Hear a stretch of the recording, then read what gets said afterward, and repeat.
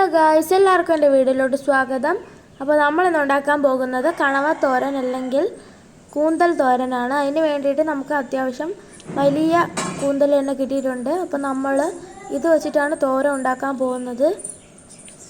അപ്പോൾ നമ്മൾ ഇതിനെ ഒന്ന് റൗണ്ടായിട്ടാണ് മുറിച്ചെടുത്തിട്ടുള്ളത്. നിങ്ങൾക്ക് ഇഷ്ടമുള്ള രീതിയിൽ നിങ്ങൾക്ക് കട്ട് ചെയ്തെടുക്കാം. അപ്പം അതിനകത്ത് തന്നെ ഒരു നാക്ക് പോലത്തെ ഒരു സാധനമുണ്ട്. അതൊക്കെ എടുത്തതിന് ശേഷമാണ് നല്ലപോലെ ക്ലീൻ ആക്കി എടുക്കേണ്ടത്. അതിനുശേഷം നമ്മൾ ഒരു സ്പൂൺ ഉപ്പ് ഇട്ട് കൊടുക്കുന്നുണ്ട്. അതിനുശേഷം കുറച്ച് കരിവേപ്പിലയും കൂടെ ഇട്ടിട്ട് ഗ്യാസിൽ വെച്ചൊന്ന് ചൂടാക്കി എടുക്കണം. നിങ്ങൾ പ്രത്യേകം ശ്രദ്ധിക്കണം, നിങ്ങൾ ഒരു തുള്ളി വെള്ളം പോലും അതിൽ ഒഴിക്കരുത്. അതിൽ തന്നെ വെള്ളം ഊറി വരും. അപ്പോൾ ഇത്രയും വെള്ളം നമ്മൾ ഒഴിച്ച വെള്ളം ഇതെല്ലാം അതിലൊന്ന് ഊറി വന്ന വെള്ളമാണ്. അപ്പോൾ നമ്മൾ നല്ലപോലെ മിക്സ് ചെയ്ത് കൊടുക്കണം. അപ്പോൾ അതിൻ്റെ കളർ ചെയ്ത് നമുക്ക് കാണാൻ പറ്റും, അതൊരു വെള്ള കളറാവും. അതിനുശേഷം നമ്മൾ അടുത്ത അരപ്പിന് വേണ്ടിയിട്ട് അതിനുശേഷം നമ്മൾ ഇട്ട് കൊടുക്കുന്നത് 4 പച്ചമുളകാണ്. അതിനുശേഷം വെളുത്തുള്ളിയാണ് നമ്മൾ കുറച്ചിട്ട് കൊടുക്കുന്നത്. പിന്നെ 10-16 ചെറിയ ഉള്ളി നമ്മൾ ഇട്ട് കൊടുക്കുന്നുണ്ട്. ശേഷം ഇഞ്ചി നമ്മൾ കുറച്ച് കുഞ്ഞായിട്ട് അരിഞ്ഞിട്ട് കൊടുക്കുന്നുണ്ട്. എന്നിട്ട് നമ്മൾ ഇച്ചിരി ഒതുക്കിയെടുക്കണം. തിന്നായിട്ട് നമ്മൾ അരയ്ക്കാൻ പാടില്ല.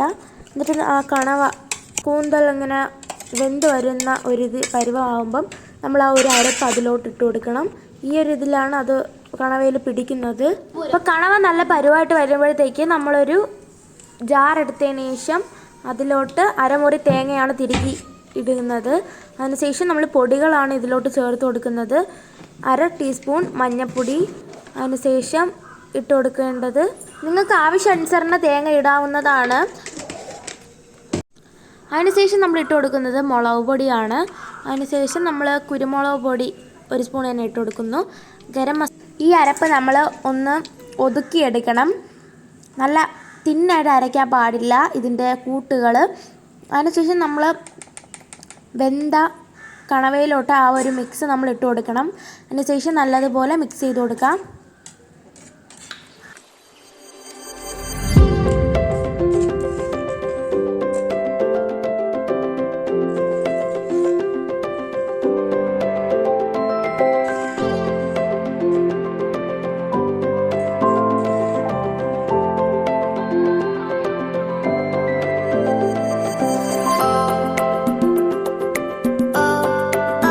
നമ്മൾ നല്ല മിക്സ് ചെയ്തതിന് ശേഷം അതൊന്ന് അടച്ച് വയ്ക്കണം. എന്നിട്ട് അതിൽ ആവി വരുമ്പോഴത്തേക്കാണ് അടുത്ത് നമ്മൾ തുറക്കേണ്ടത്.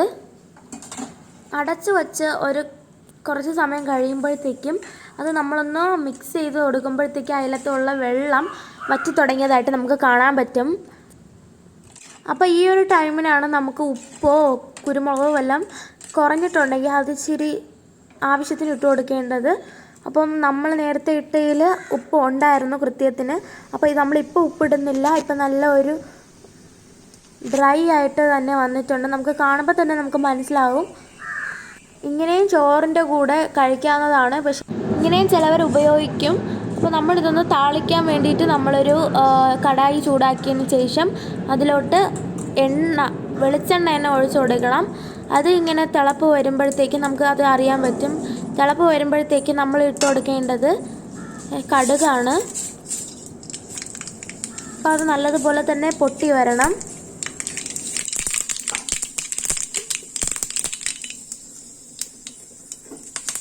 കടുക് പൊട്ടിയെന്ന് അറിയുമ്പോഴത്തേക്കും നമ്മൾ ഇച്ചിരി പച്ച കറിവേപ്പിലയാണ് ഇട്ട് കൊടുക്കേണ്ടത്.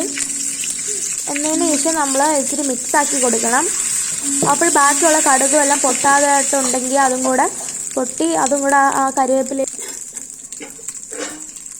ഇതിന് ശേഷം നമ്മളാണെങ്കിൽ ആ കടായി ഒന്ന് എടുത്തിട്ട് നമ്മൾ തയ്യാറാക്കി വെച്ചിരിക്കുന്ന കൂന്തലിലോട്ടൊന്ന് താളിക്കാൻ വേണ്ടിയിട്ട് ഒഴിച്ചു കൊടുത്തിട്ടുണ്ട്. അപ്പോൾ ഇതാണ് ഫൈനൽ ലുക്ക്. ചോറ് കഴിക്കാനായിട്ട് ഇത് മാത്രം മതി. നിങ്ങളൊന്ന് വീട്ടിലുണ്ടാക്കി നോക്കണം. എന്നെ സപ്പോർട്ട് ചെയ്യാൻ മറക്കല്ലേ.